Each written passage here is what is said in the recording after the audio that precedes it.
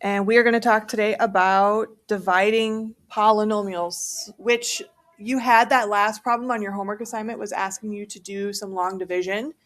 That's kind of going to play into what we're doing today, because with dividing polynomials, one way to do it is by using long division. That's not the only way to divide polynomials, though. We can also use something called synthetic division, which is actually my favorite thing to do in math, which makes me sound like a nerd, but that's okay because I am. I love to do synthetic division. So when we get there, that's probably my favorite thing that we'll do all year long. And then we'll also talk about how to use something called the remainder theorem, which is if you know, like when you have a root to an answer, like you have one of the solutions to your equation, you can use that to help you find like a simpler polynomial to maybe then have to like factor or something. And that's kind of leading us into what we'll talk about in future sections, which is actually finding all the roots of polynomials. So we'll be getting into that. We are going to start though with long division. And that looks kind of like how it did when you guys learned how to long divide in elementary school. You're going to have the really big division sign. You're going to put the polynomial underneath that, and what you're dividing is going to go out front. And then we kind of think about how to take that polynomial that's out front and what do we multiply it by to get to your new polynomial that's underneath the divisor. And then you kind of work your way through until you get to the end, and we'll talk about how to write a remainder and all of that. Before we get too far into it, though, let's just review the process for long division, because sometimes reviewing this helps us understand what we're going to be thinking about when we get into polynomials. So let's start by writing this out. You're going to put 21 out front and that 1,334 in the bottom. What are you guys thinking, first of all, when you try to start this problem? What are you trying to do mathematically here? Yeah, so 21 can't go into 1, 21 can't go into 13, 21 could go into 133, but we just need to know how many times. Usually what I do is I take 133 divided by 21, and that whole number would be the most amount of times it could go in, or you can always just guess and check. You can take 21 times 3 times 4 and see which one works. What did you guys get? How many whole times can it go in? What's the most? 6. Because what is 21 times 6? Okay, so that goes underneath the 133, and then we subtract. What is 133 minus 126?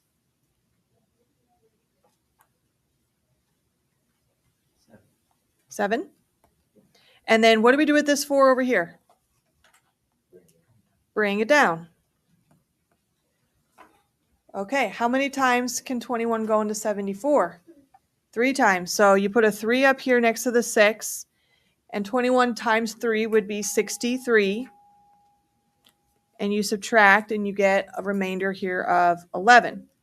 Now, at this point, there's no other numbers to drop down. Like if there was maybe another number after that 4, I would drop it down and I would continue to do this process, but I'm out of numbers. So in elementary school, you maybe talked about long division this way. When you get your remainder, we have like a certain way to write remainders, but then this also brought in like how you get your decimals and where the decimal point would go, and we could keep dividing if we wanted to find the decimal, okay? But I'm not going to worry about decimals right now, because you're not going to have decimals when you're dealing with polynomials, at least not when you're dividing. Some of the numbers might be decimals in front of the letters, but not in this situation are we going to focus on that decimal point. Instead, I would take the 63, and then you take the 11 and you put that over what you were dividing by to write it as your remainder. So you're going to put it over that 21. And so this would be the answer after you did your long division. Now we're going to do that same process, but we're going to apply it to our polynomials.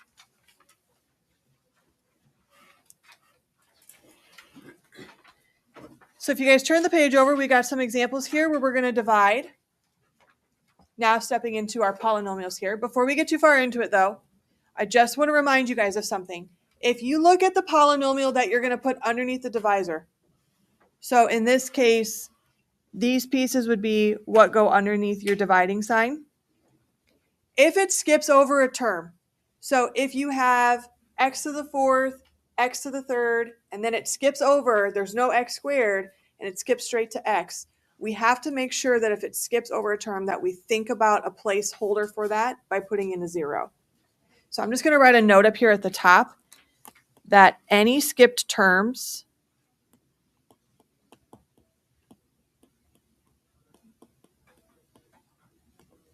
must have a 0 in its place.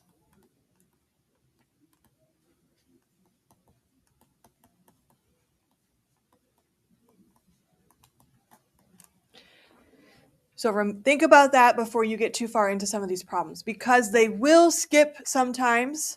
And if you don't pay attention to that, it can really cause some issues when you start to do your dividing. So anytime that a term, when you're looking at the descending order and it's not there, you have to make sure that you put in a 0 so that when you start to do your long division, you're not making a mistake because you missed something like that. Okay. So what I like to do when I'm starting is I like to look at the number I'm putting underneath, or like that polynomial I'm putting underneath the divider sign. And I just like to make sure that they're all there. So it starts out with an x squared, then it goes down to an x, and then there's nothing. That's a normal progression kind of sequence here. So it looks good to me. I'm going to go ahead and just set this up.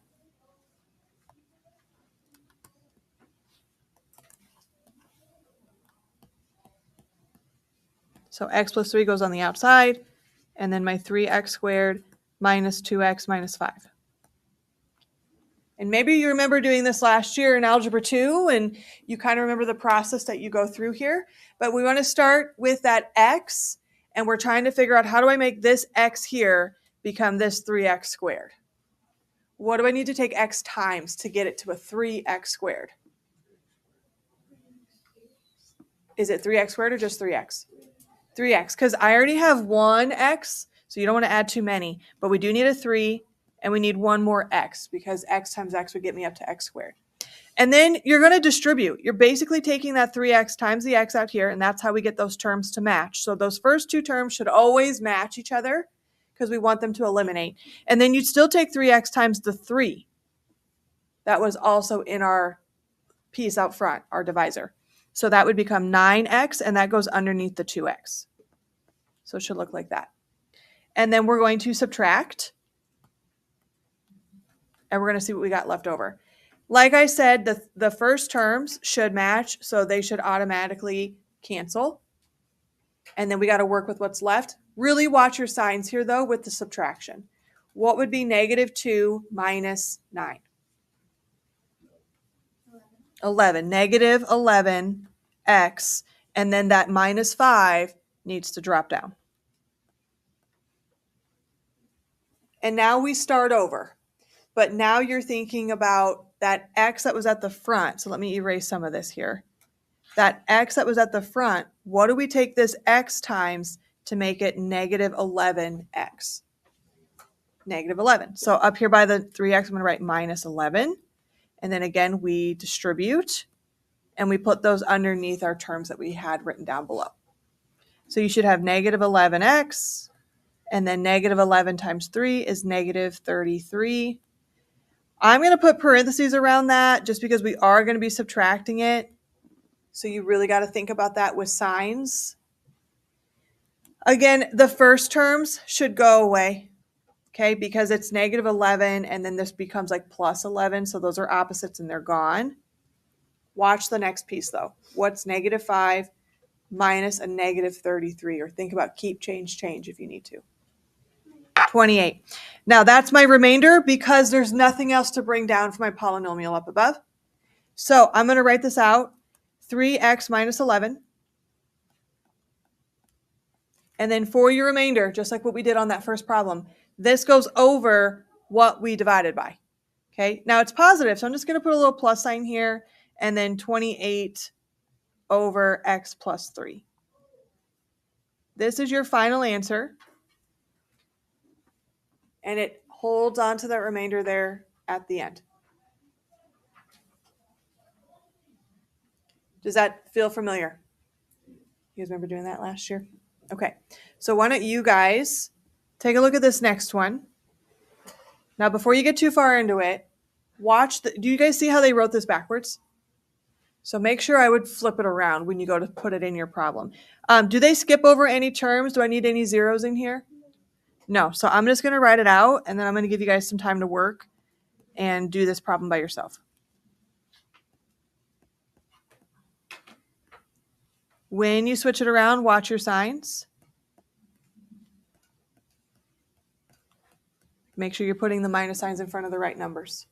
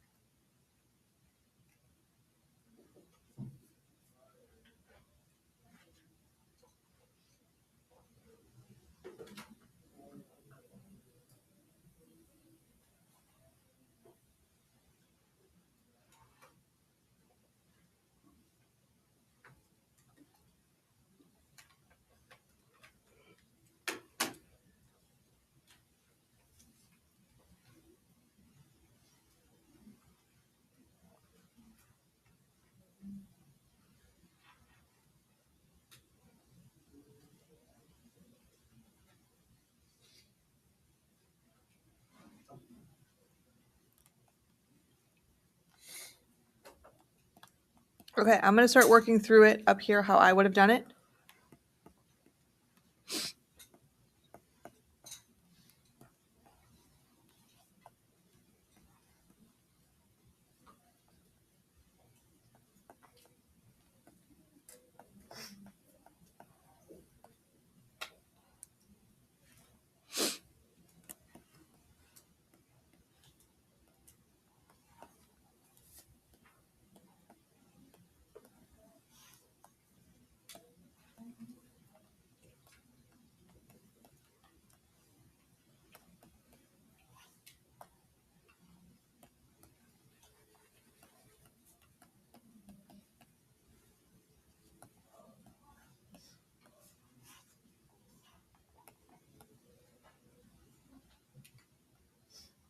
So final answer should have said 2x squared plus 3x minus 2, and then your remainder is 1 over x minus 3.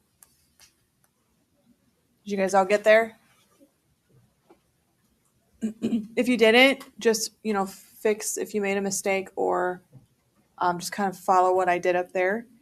It's really easy to make a mistake on these kind of problems, especially with like the subtracting if there's a lot of negatives in there. So don't, it's not like a race to get done fast or first. So just make sure that you're taking your time and you're thinking about that as you go through these. Because if you make a mistake with signs, it will impact everything that follows that. So you just want to be careful. All right, so that's long division. But like I said, that's not the only way that we can do this. So we're going to do synthetic next, which is kind of a shorter hand way to do this. Again, you want to make sure if there's any skipping terms or they've missed something in the polynomial that we reflect that when we go to set this up. When we do synthetic division, your divisor is going to go, I call it like the box. It's going to go up in this upper box with coefficients next to it. And then again, 0 goes in for any missing values. When you put that divisor in the upper box, I'm going to highlight that here. You want to make sure that you use the opposite sign.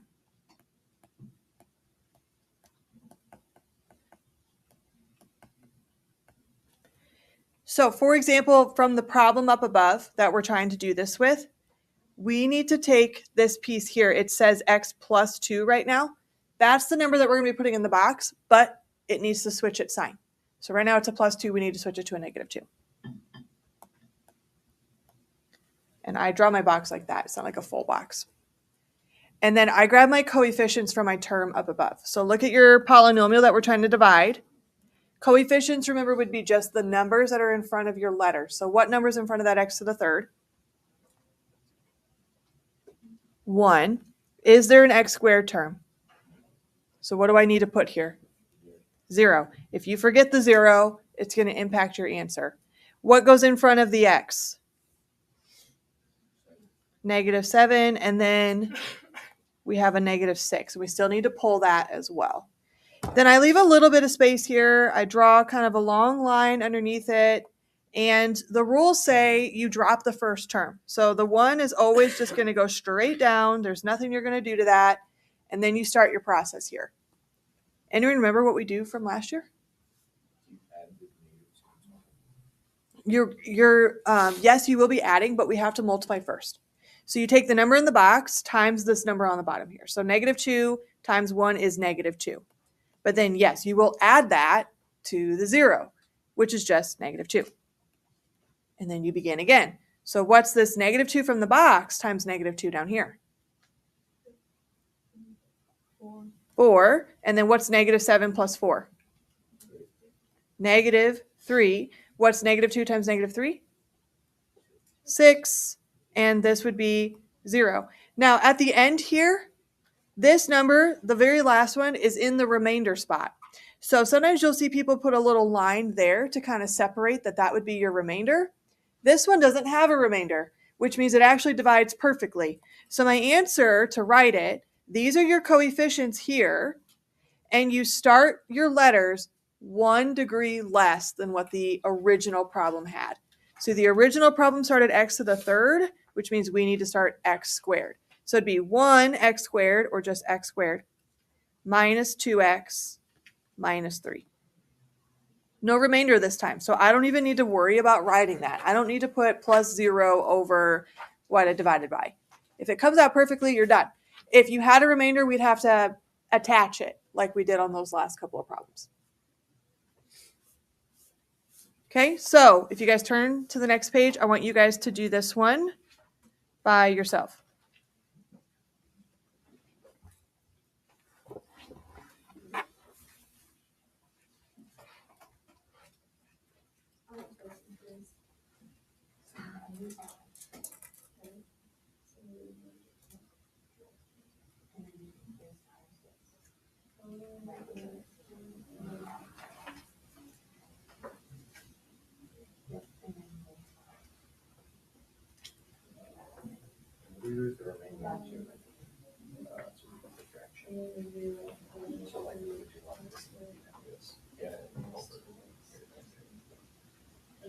I was doing good because I was like, how are we getting these numbers? Yeah.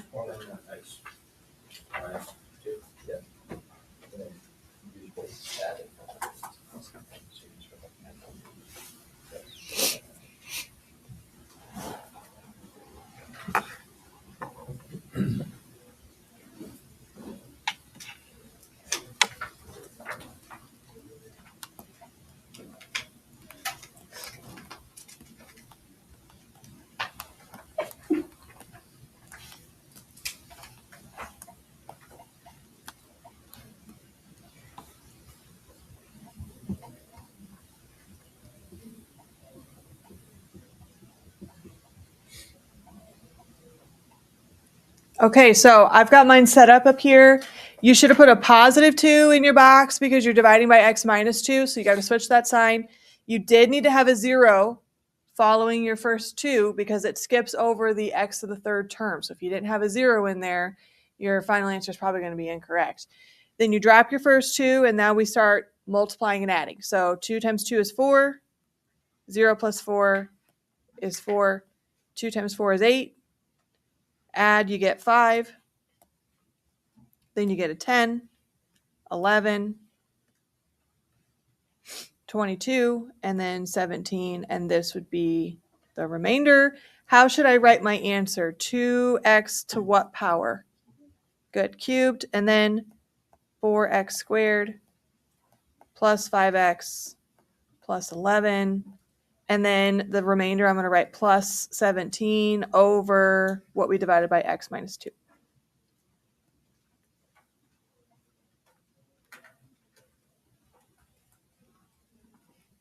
Questions on synthetic division?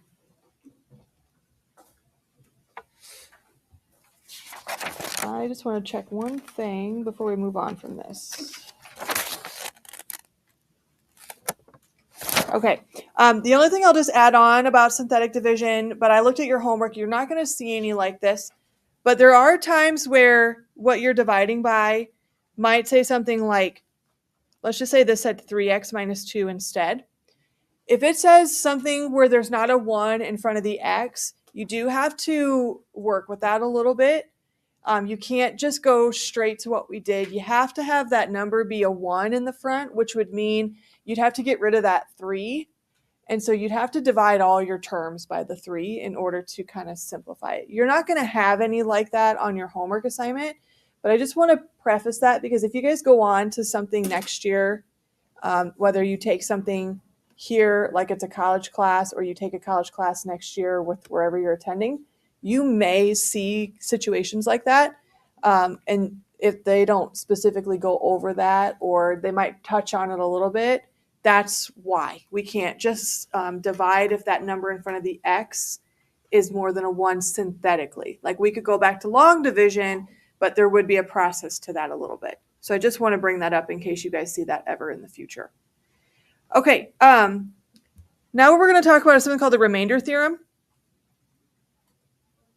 So they're using that previous example to help us kind of understand how the remainder theorem works. What they're asking us to do is to evaluate this polynomial. So I'm just going to zoom out here.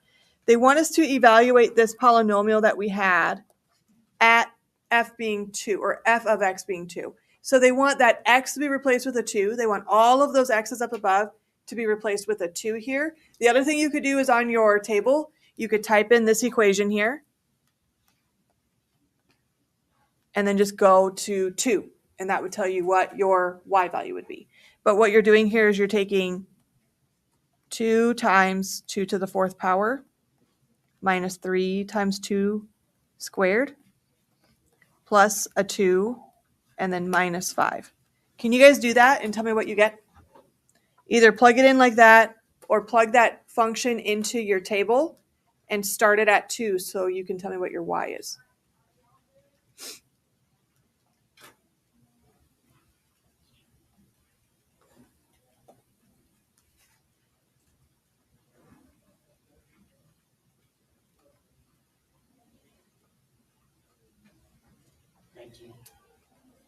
Close. Shouldn't be 19 though. I got 17. Should be 17. Where up above in our problem do we see a 17? The remainder, okay? So right down here where it says, what do you notice? We should notice that this is the same as the remainder.